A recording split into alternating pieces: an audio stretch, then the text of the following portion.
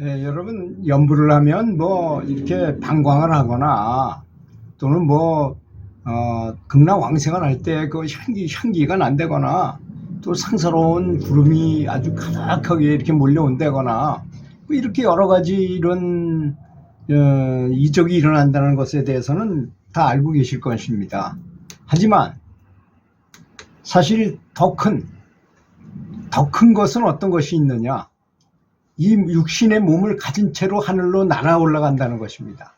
그걸 육신 등천이라고 합니다. 우리나라 삼국유사에도 3번이나 그런 글이 나와 있어요. 특히 뭐 우리가 너무나 잘 알고 있는 웅면이라는 여종이 이제 계속 아간이라는 주인을 따라서 가다가 이제 남해아불탑을 연불하는 방법을 배워가지고 연불하면서 그 육신을 가진 채로 이 절의 천정을 뚫고서 그대로 올라가서 그냥 극락으로 올라가 버렸어요. 근데 그 삼국유사의 기록에 보면 그런 일이 있은 다음에 300년이 지난 다음에도 거기 구멍이 그대로 있어가지고 어떤 부자가 너무나 성스럽다 이거는. 그래서 거기를 금을 가지고 거기 칠했었다고 합니다. 물론 지금은 너무 오래됐으니까 그 절이 다 없어졌지만 절 나무로 만들었기 때문에 우리나라의 그 건물들은 오랫동안 보존할 수가 없잖아요. 그런 기록으로 보면 확실히 있었다는 것은 분명한 사실인 것 같습니다. 그렇죠.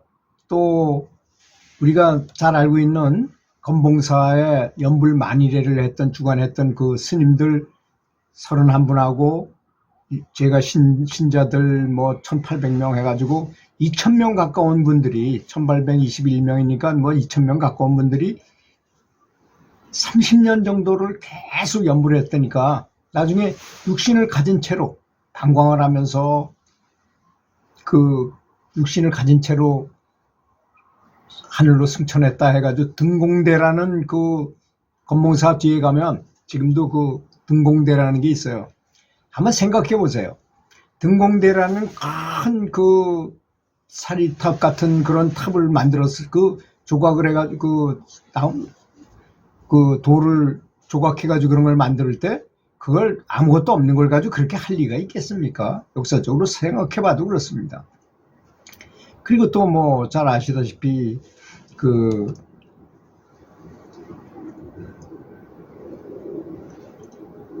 포천산에 법장하고 엄장이라는 두 비구가 열심히 동안 평생 동안 연불해 가지고 그 육신을 가지고 이제 등천했다는 그런 얘기도 있고요. 물론 이게 불교에만 있는 게 아니고 도교에도 있어요. 도교에도 그 삼천공의 황원길이라는 도인이 사람들이 많이 모인 가운데서 그 가운데서 육신으로 그냥 날아 올라가서 모든 제자들이 삼천공에 있는 그 자기 제자들이 그 황정정이라는 그 경문을 읽으면서 뭐 연불 같은 걸 하는 거겠죠. 그걸 하면서 쫙 하늘로 올라가는 건 모든 사람이 보는 앞에서 그건 날아 올라갔다 그래요. 그런 기록이 진짜로 있었다고 그럽니다.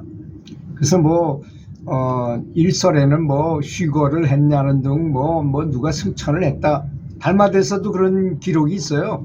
달마대사가 사망한 지가 몇 개월이 지났는데 인도를 갔다가 오는데 달마대사가 오더라는 거예요. 그래서 스님 안녕하십니까 어디 가십니까 하더니 이제 나 저 인도로 지금 돌아가고 있는 중이냐고 인사까지 하고 아주 악수도 하고 포옹도 하고 뭐 이렇게 하고 갔는데 와서 돌아와서 여기 와보니까 돌아가신 지가 벌써 3개월이 지났다고 말하는 거야. 그래서 이분이 돌아가신 다음에도 육신으로 몸을 나타날 수가 있구나 하는 것을 이렇게 증명했다고 합니다. 그래서 또 이건 뭐 정설은 아니지만 사람이 높은 데 올라가서 돌을 닦고 연불하는 이유가 뭘까요? 그건 자기장하고 관련이 있다고 합니다. 제가 과학 선생님들한테 물어봤더니 자기장이 높은 곳은 아주 높은 고도가 높은 곳이고 또는 골짜기가 아주 깊은 곳 또는 동굴 속 이런 데가 자기장이 아주 높답니다. 그러니까 그런 데서 연불을 하거나 돌을 닦으면 돌을 통할 가능성이 높다고 말하는 거죠. 그런데 그 마추픽추 그 잉카의 후예들이 무려 2300m 되는 고지에다가 기가 막힌 걸 만들어가지고 거기 있었잖아요, 그 사람들이. 근데 그 후예들이 아무도 없어요, 거기에는. 사는 사람도 없고, 후예들이 뭐 전혀 관계없이. 아마 이 사람들이 아마 그 높은 고지에서 정말 열심히 연불이나 이런 수행을 해가지고 한꺼번에 다 이렇게 육신 등천을 하지 않았는가 예측하는 분도 있어요. 그것도 아주 굉장히 신빙성 있는 얘기라고 저는 생각하거든요. 개까지도 다 올라갈 수 있으니까 다 한마음 한뜻으로 제대로 한다면 그런 현상이 일어날 수 있다고 믿습니다. 그러니까 뭐 사실 방광은 아무것도 아니죠. 그냥 사람의 몸에 빛이 나는 정도였고, 제가 이제 대만에 있는 유튜브를 한번 보니까 대만에 있던 어떤 평범한 사람이에요. 그냥 안경 쓰고 좀 약간 뚱뚱한 사람이 법당에 있으면 가슴 부위에서 빛이 나요. 그리고 그 사람이 왔다 갔다 해요. 돌아다니면서 계속 빛을 내. 전 사진을 갖고 있어요. 그 동영상을 찾으려니까 지금은 잘 찾질 못하겠더라고요.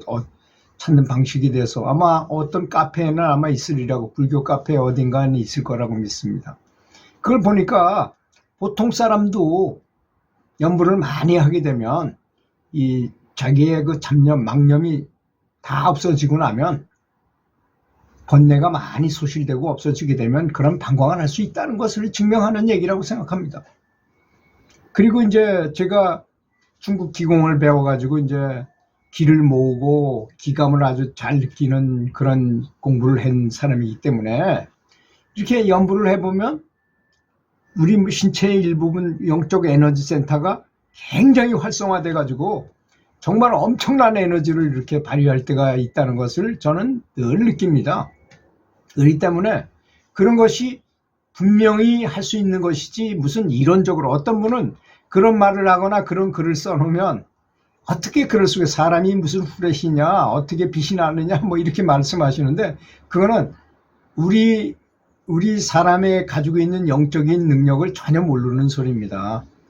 전혀 그렇지 않아요. 사람의 능력은 굉장한 능력을 가지고 있어요.